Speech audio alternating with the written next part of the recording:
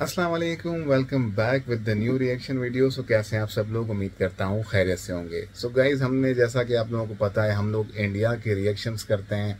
Indian cities देख रहे हैं, इंडियन फ्रूट्स मार्केट देख रहे हैं, इंडियन रोड्स देख रहे हैं, इंडियन जो है वो हम लोग कंपैरिजन कर रहे हैं सिटीज़ का और कार्स का।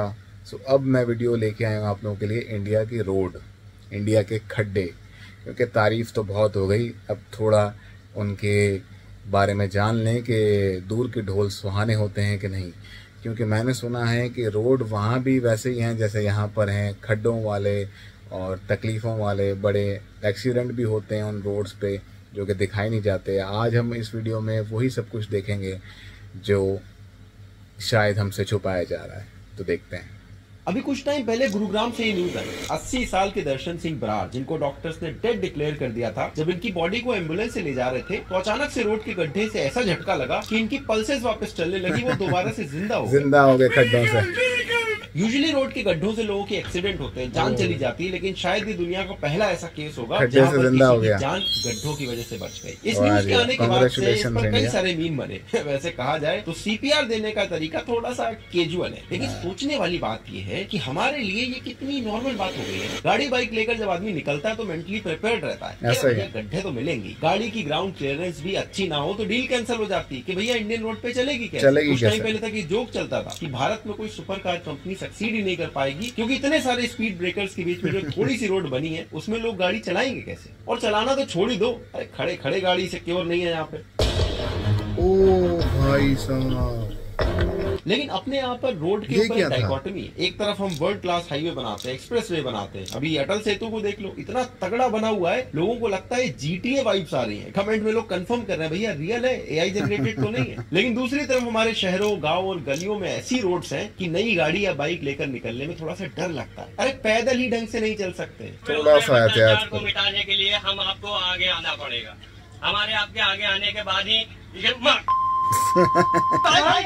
और सिविक प्लानिंग इतनी ज्यादा खराब है कि आज रोड बनेगा तो कल सीवर डालने आ जाएंगे, और एक बार रोड खुद गया तो ऐसा नहीं कि इकट्ठे सारे काम हो जाए। बनाने के बाद जब रोड बनेगा तो उसके बाद ही आ जाएगा कि अरे ये वाली पाइपलाइन तो डालना भूल ही गए, और फिर ये सारा काम होने के बाद सालों तक रोड वैसे ही खुदा पड़ा रहता है। रोड खोदने की याद हर बार बारिश के जस्ट पहले आती है और बारिश में गंदा हो जाता है। इलेक्शन आ रहे हो, मतलब आप ही सोचो कितना टैक्स पेयर का पैसा यहाँ बर्बाद हो रहा है, कितने लोगों का टाइम खराब हो रहा है, कितने एक्सीडेंट हो रहे हैं। और गड्ढों की वजह से सड़कों पे जो धूल मिट्टी होती है उसकी वजह से जो पॉल्यूशन है, इसका रोज रोज आदमी को सामना करना पड़ता है। अगर आप बाइक से दफ्तर जाते हो तो आपको साफ पता होगा, साफ सुथरे कपड़े पहनकर ऑफिस पहुंचना किसी जंग लड़ने से कम नहीं। पन्नी बांधो, गर्मी में भी विंड चीटर पहन रहे हैं, आपने भी ये सारा स्ट्रगल देखा होगा। तो आज के इस वीडियो में मैं इसी टॉपिक पर बात करना चाहता हूँ कि भैया अपने यहाँ की रोड इतनी ज्यादा खराब क्यों है और इसके पीछे असलियत में responsible. Potholes on Indian roads have become a major threat to life. This year 154 people have died in road accidents. 154 people मर गए रोड्स की वजह से, खड्डों की वजह से। Claim 6 lives on Indian roads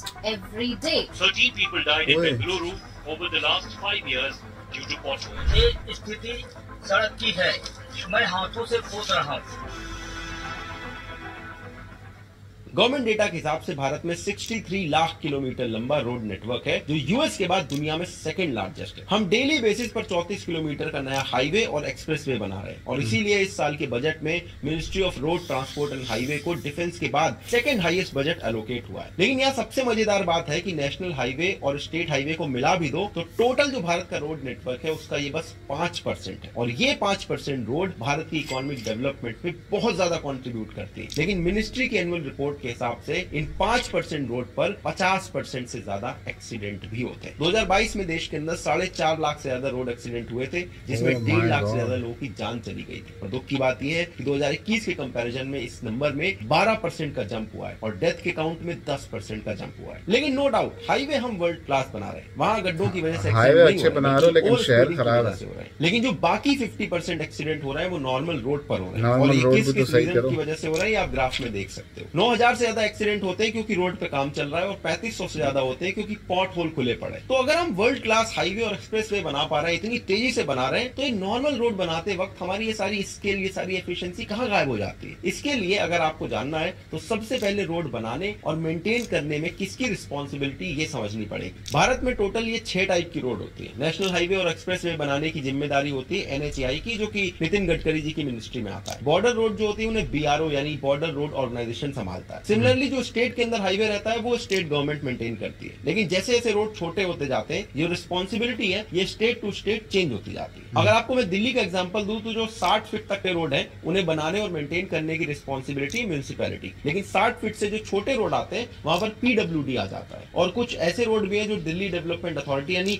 DDA के अंडर आते हैं। तो यहाँ तक तो चीजें क्लियर है, सब अलग अलग सबकी रिस्पॉन्सिबिलिटी है। लेकिन जब इन रोड्स को बनाने या मेंटेन करने की बात आती है तो मामला बिगड़ने लगता है। एक रियल लाइफ एग्जांपल आपको दिखाता हूँ। दिल्ली के कालकाजी चलो, SDMC के अंडर आता है ये। दिल्ली जल बोर्ड ने यहाँ पर पाइपलाइन रिपेयर करने के लिए खुदाई की। इसके बाद महीनों तक वो रोड ऐसे ही पड़ा, ना उस पे जल बोर्ड ने कोई रिपेयर कराया, ना म्युनिसिपैलिटी वालों ने। सिमिलरली दिल्ली के अंदर कृष्णानगर एरिया में टेलीकॉम कंपनी ने फाइबर डालने के लिए रोड तो खोद दिया, लेकिन बाद में इसे रिपेयर करने कोई नहीं आया। कॉर्पोरेशन के एक ऑफिसर ने बताया कि रोड को खोदने से पहले चाहे कोई गवर्नमेंट एजेंसी हो या प्राइवेट एजेंसी हो, एक फिक्स पैसा जमा करना पड़ता है कि रोड खुदने के बाद ये रिपेयर हो सके। लेकिन लोग ये कराते नहीं है, और अगर इन्होंने करा के परमिट ले भी लिया है तो जरूरत से ज्यादा खुदाई कर देते हैं, जिससे प्रॉब्लम आती है। काफी फैला हुआ बिजनेस है, बहुत ज्यादा फैला। सभी कारोबार फोन पर ही चलता है।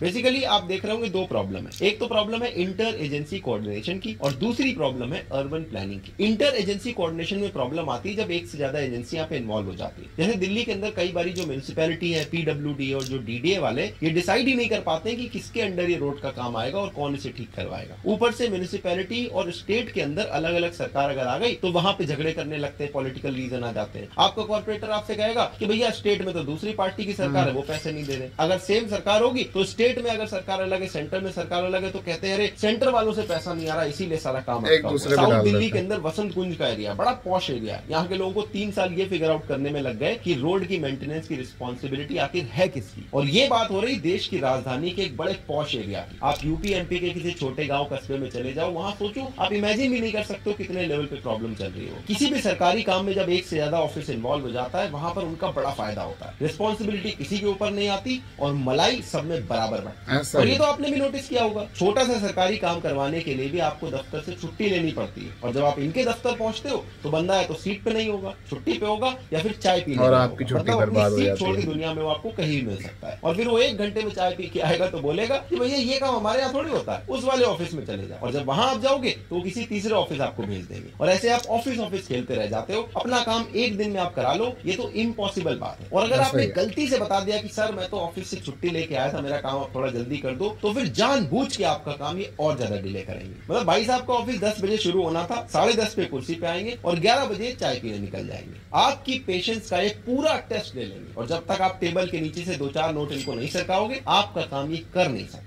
हालांकि जो काफी सारी एजेंसी आपस में कैच खेलती है, इनको पकड़ने के लिए एक वॉच डॉग एजेंसी बनाने की बात चली थी, लेकिन ये बात भी सिर्फ पेपर पे रह गई। अभी तक इसमें रियलिटी में कुछ नहीं हुआ। तो ये तो प्रॉब्लम हो गई इंटर एजेंसी कम्युनिकेशन की। अब बात करते हैं अर्बन प्लानिंग, जो कि किस चिड़िया का नाम है किसी को नहीं पता। रोड बनाते पहले, उसके बाद याद आता है कि भैया सीवर की लाइन डालनी है, फाइबर डालने, और सीवर को ऐसा डालते हैं कि 2 बूंद पानी अगर बरस जाए तो पूरी रोड में झमाझम बन जाता है। मतलब अगर ऐसी पाइप डालनी है तो मत डालो ना, पूरे सिटी को डिक्लेयर कर दो लेक सिटी है, लोग आराम से नाव चलाते नाते जाएंगे सब।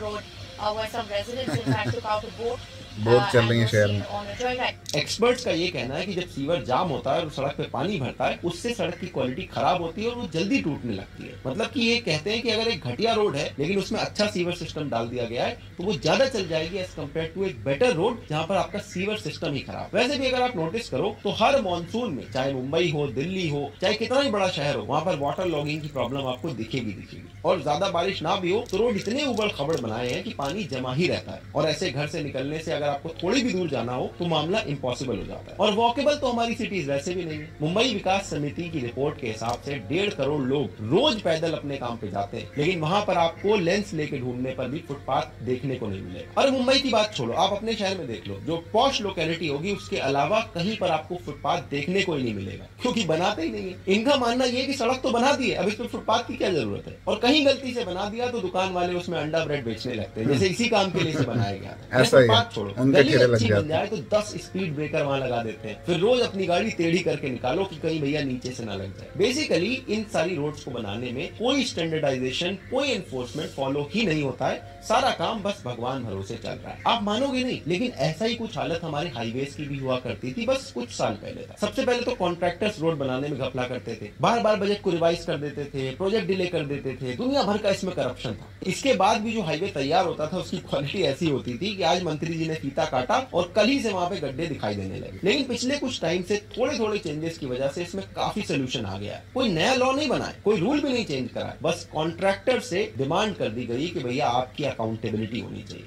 थर्मोस में चाय है और मैं 160 किलोमीटर पर चाय पीऊंगा, थोड़ा भी एक बूंद इधर उधर गिर गया तुम याद रखना कि मैं तुमको नहीं छोड़ूंगा। और ये बात क्लेम नहीं की गई बल्कि ग्राउंड पे भी इम्प्लीमेंट की गई।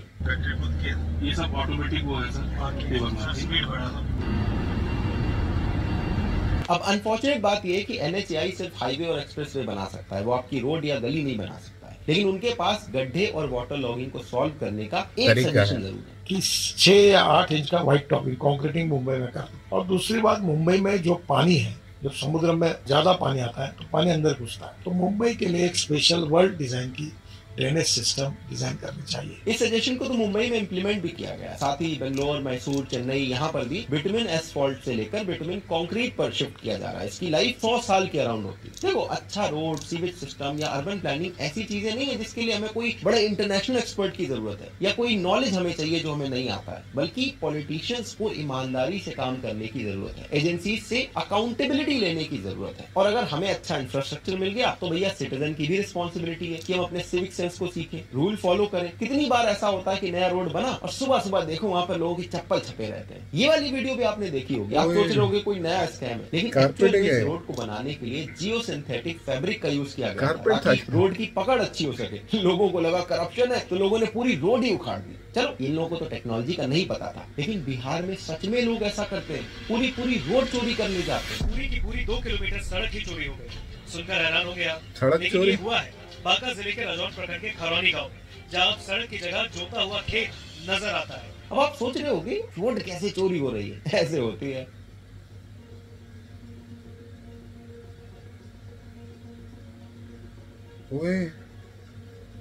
कंक्रीट जमने से पहले लोगों ने घर गायब कर दिया। अब ऐसे सारे लोगों को तो नहीं सिखाया जा सकता, लेकिन कुल मिला के बात यह है कि हम $5 ट्रिलियन की इकोनॉमी बनने वाले हैं। इसके लिए रोड, फिर चाहे गांव का हो, डिस्ट्रिक्ट का हो, कॉलोनी का हो, छोटे रोड हो, बड़े रोड हो, सारे रोड वर्ल्ड क्लास होने चाहिए। सिर्फ हाईवे और एक्सप्रेसवे के वर्ल्ड क्लास होने से काम नहीं चलेगा। और अच्छा रोड हो तो शहर अपने आप सुंदर। सो गाइस, अगर अच्छे काम करेंगे तो तारीफ मिलेगी, अच्छे काम नहीं करेंगे तो फिर ऐसा तो होगा।